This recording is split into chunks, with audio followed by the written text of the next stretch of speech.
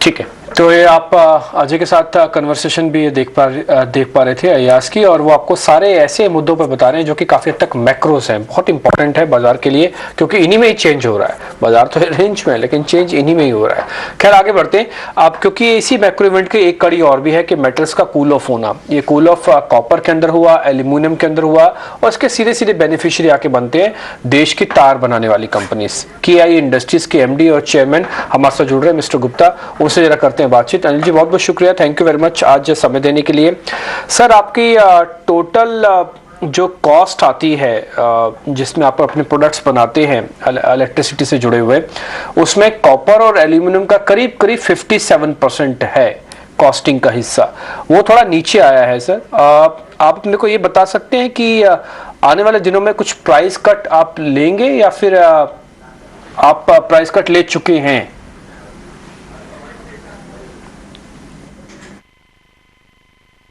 हमारी कंपनी ने भी प्राइस कट्स लिए हैं।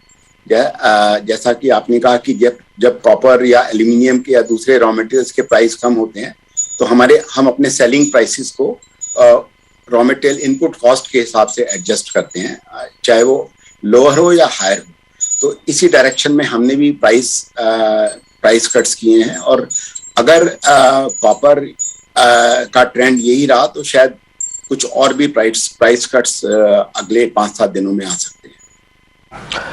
सर जैसे आप थोड़े से प्राइस गिरते हैं तो आपका जो स्टॉक पड़ा होता है वो डी स्टॉकिंग होने लगता है, यानी कि रखा हुआ माल तुरंत बिकने लगता है। सर जरा इसके बारे में हमको अपडेट दे पाएंगे, दूसरे क्वार्टर्स के अंदर क्या होगा, यानी कि FY23 के सेकंड क्वार्टर के अंदर ये जो स्टॉकिंग है डी स्टॉकिंग में कन्वर्ट हो जाएगा? सर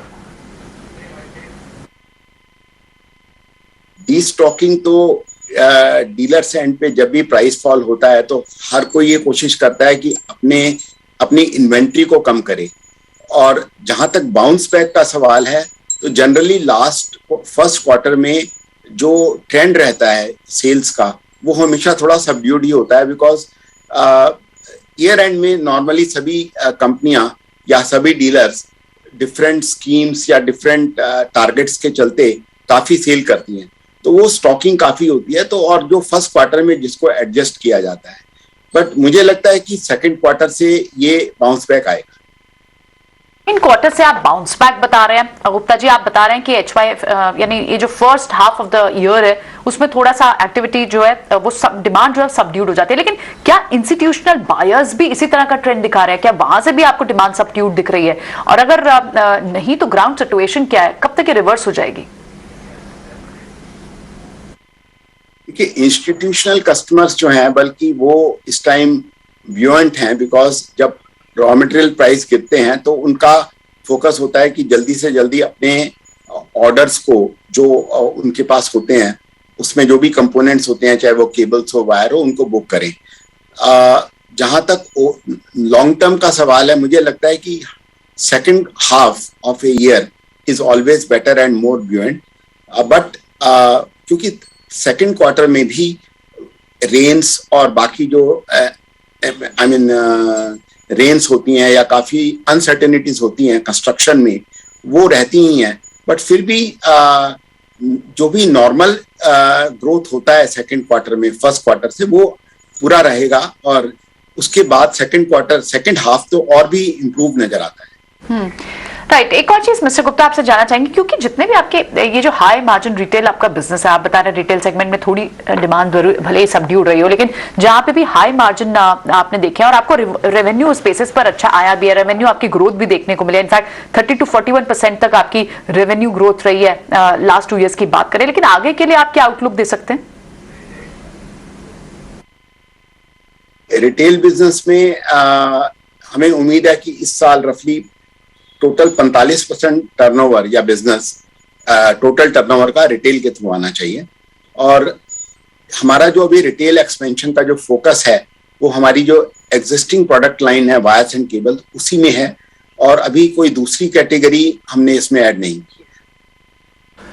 गुप्ता जी आपका टोटल एक्सपोर्ट जो करीब 11 से 12% है, जो मैं बैलेंस शीट्स में देख पा रहा हूँ आपके टोटल रेवेन्यू का हिस्सा है। अभी बात ना ये चर्चा हो रही है कि हो सकता है कई देश वापस से मंदी में आ जाए या उनकी खपत थोड़ी कम हो जाए, उनकी डिमांड थोड़ी कम हो जाए, तो सर कितना फर्क पड़ेगा अगर मान ली इस तरह की बातें होती हैं, कुछ ऑर्डर बुक पे फर्क पड़ता है क्या? हमारा जो एक्सपोर्ट बिजनेस है वो रफली हमारी सेल्स टर्नओवर का 11 से 12% के करीब रहा है पिछले कुछ सालों में।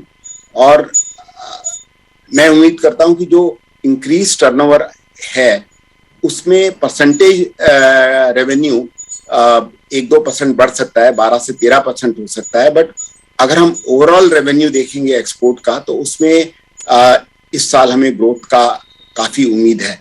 पिछले 2 साल में बिकॉज ऑफ कोविड कोई भी कस्टमर विजिट्स नहीं हो पाए, जिसकी वजह से जो एक्सपोर्ट स्टैग्नेंट रहा। बट अब क्योंकि विजिट्स चालू हो गए हैं तो वी एक्सपेक्ट कि नए कस्टमर्स भी बनेंगे और जो पुराने कस्टमर्स हैं उनका भी बिजनेस चालू होगा। जहां तक दूसरे कंट्रीज में रिसेशन का सवाल है, आई थिंक इस कैटेगरी में जहां पर प्रोजेक्ट्स हैं जो solar which are dominated by solar and infrastructure, मुझे नहीं लगता कोई रिसेशन का प्रभाव आएगा। और अभी हमारा रेवेन्यू भी इतना बड़ा नहीं है कि हम उसमें रिसेशन फेस करें एक्सपोर्ट सेक्टर। गुप्ता जी, एक आखिरी क्वेश्चन होगा। अभी फिलहाल एक तो ऑर्डर बुक का जरा मेरे को साइज बता दीजिए, दूसरा मेरे को आपसे ये पता करना है क्या ई व्हीकल्स को लेकर जो बदलाव हो रहा है उसके अंदर भी काफी बताया जा रहा है कि वायरिंग का इस्तेमाल होगा, तो वहां से कुछ आपको ऑर्डर्स मिल रहे हैं? आपने कुछ इनोवेशन किया हो, कुछ ऐसे प्रोडक्ट लॉन्च किए हो जो ऑटो वाली कंपनीज के काम आ जाए ई व्हीकल्स को लेकर खासकर? सर मेजरली जो है कंस्ट्रक्शन सेक्टर और इंफ्रास्ट्रक्चर प्रोजेक्ट्स में एंड रियल एस्टेट सेक्टर, ये तीनों सेक्टर जो हैं इनके अंदर काफी एक्सपेंशन नजर आ रही है और मेजर इंक्वायरी फ्लो जो है इन्हीं सेक्टर्स का है। इंफ्रास्ट्रक्चर में highways, metro rail projects and other railway projects, then इस तरह के प्रोजेक्ट्स जो हैं overhead to underground transmission lines, इन प्रोजेक्ट्स में काफी ट्रैक्शन है और इंक्वायरी फ्लो अच्छा है।